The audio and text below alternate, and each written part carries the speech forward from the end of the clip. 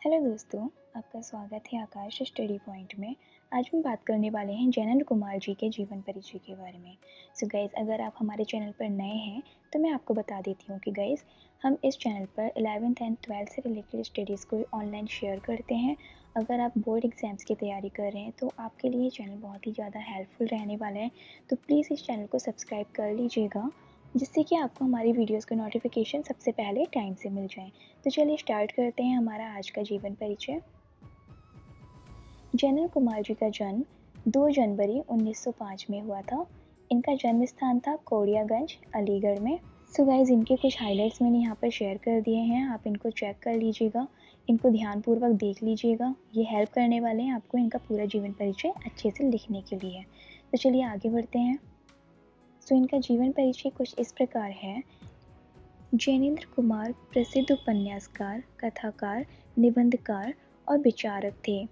प्रेमचंदोत्तर उपन्यासकारों में इनका विशिष्ट स्थान है। जैनेंद्र कुमार का जन्म 2 जनवरी 1905 में जिला अलीगढ़ के कोड़ियागंज नामक स्थान में हुआ था। जैसे कि मैंने आपको पहले भी यहाँ पर दिखाया था हाइलाइट्स में, मैंने ये मेन पॉइंट्स यहाँ पर हाईलाइट कर दिए हैं, जिससे कि आपको कोई भी प्रॉब्लम नहीं होगी, जिससे कि आपके माइंड में कोई भी कंजस्टेड नहीं होगा।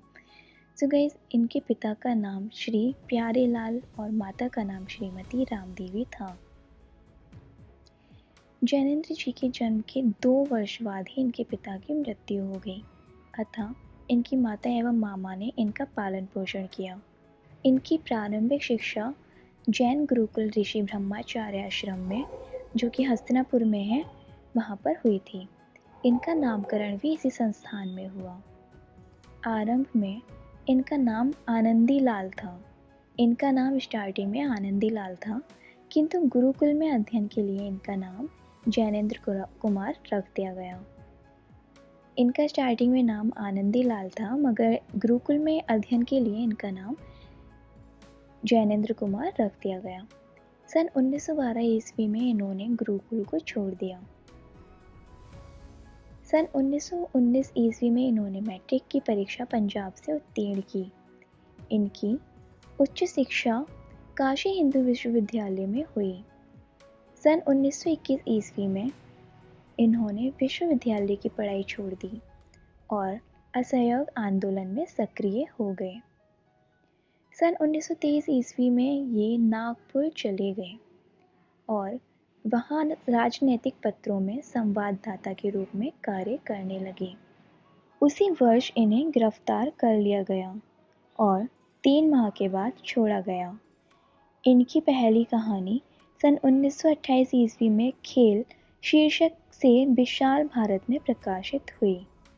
इनकी पहली कहानी का शीर्षक था खेल, जो कि 1928 ईस्वी में विशाल भारत में प्रकाशित हुई थी। सन 1929 ईस्वी में इनका पहला उपन्यास परख नाम से प्रकाशित हुआ, जिस पर हिंदुस्तानी अकेडमी ने 500 रुपये का पुरस्कार प्रदान किया। जैनेंद्र जी को गांधीवाद ने बहुत अधिक प्रभावित किया था। विचारों के क्षेत्र में ये अहिंसावादी और दार्शनिक रहे। विचारों के क्षेत्र में ये अहिंसावादी और दार्शनिक रहे। इनका साहित्य दार्शनिकता की पृष्ठभूमि पर रचा गया है। सन 1971 में पद्म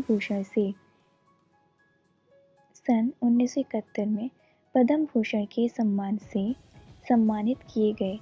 गाइस, इनको सन 1971 में पद्म भूषण से सम्मानित किया गया और सन 1979 में साहित्यिक अकादमी पुरस्कार दिया गया। गाइस, यहाँ पर अगर पुरस्कारों की बात आती है तो इनको पहला पुरस्कार यहाँ पर मिला हुआ था। हिंदू अकेडमी ने इनको 500 रुपये से पहला पुरस्कार प्रदान किया। दूसरा पुरस्कार इनको मिला है यहाँ पर सन 1971 में, जो कि पद्म भूषण से इनको सम्मानित किया गया, और इसके बाद इनको मिला है सन 1979 ईस्वी में साहित्यिक अकादमी पुरस्कार। ये दिल्ली में रहकर स्वतंत्र रूप से साहित्य सेवा करते थे। 24 दिसंबर 1988 ईस्वी को इस महान साहित्यकार का स्वर्गवास हो गया। अब बात कर लेते हैं इनकी रचनाएं के बारे में। जैनेन्द्र जी ने कहानी, उपन्यास, निबंध, संस्मरण आदि अनेक गद्य विधाओं में अपनी लेखनी चलाई है। मौलिक साहित्य सृजन के साथ साथ जैनेन्द्र जी ने अनुवाद का कार्य भी किया। इनकी रचनाएं निम्नलिखित हैं। गाइस, इनकी रचनाएं निम्नलिखित हैं। इनकी रचनाएं हैं उपन्यास में परख, सुनीता, त्यागपत्र, कल्याणी, विवर्त, सुखदा, व्यतीत, जयवर्धन, मुक्तिबोध। गाइस, ये इनके सभी उपन्यास हैं। इसके बाद आ जाते हैं इनकी कहानी संकलन क्या क्या थे। इनकी कहानी संकलन थे फांसी, जयसंधि, वातायन, नीलम देश की राजकन्या, एक रात, दो चिड़िया, पाजीब। सो गाइस, ये इनकी कहानी संकलन है। इसके बाद आ जाते हैं इनके निबंध संग्रह पर। इनके निबंध संग्रह हैं प्रस्तुत प्रश्न, जड़ की बात, पूर्वोदय, साहित्य का श्रेय और प्रेम, मंथन, सोच विचार, काम, प्रेम और परिवार। काम, प्रेम और परिवार। ओके, सो ये इनके निबंध संग्रह है। अब बात कर लेते हैं इनके संस्मरण की। इनके संस्मरण एक ही है, ये और वे। ओके, सो अभी बात कर लेते हैं इनके अनुवाद क्या क्या थे। इनके अनुवाद थे मंदाकिनी नाटक था। इनके अनुवाद क्या क्या थे। मंदाकिनी जो कि एक नाटक था। मंदाकिनी, पाप और प्रकाश, ये भी एक नाटक रहा है। प्रेम में भगवान, ये कहानी संग्रह है।